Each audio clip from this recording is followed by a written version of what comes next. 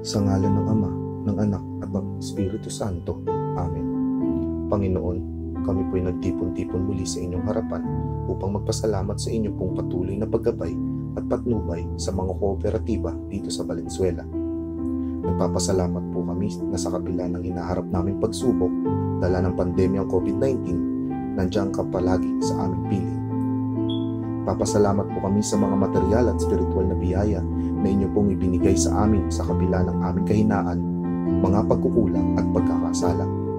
Ramdam na ramdam po namin ang mainit mong pagyakap at pagmamahal sa bawat isa sa amin, Panginoon.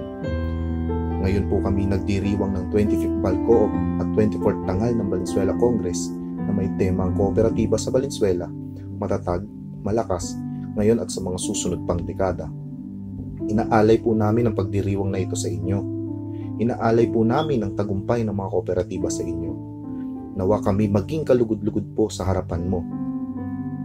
Panginoon, kami po'y lumalapit muli sa inyo na pakikiusap na kayo po ang palaging manguna sa aming puso't isipan araw-araw upang nang sa ganoon ay patuloy kaming makapagsilbi sa aming mga minamahal na kamay-ari, sa aming komunidad na aming kinabibilangan, at higit lalo sa lahat sa inyo pong harapan.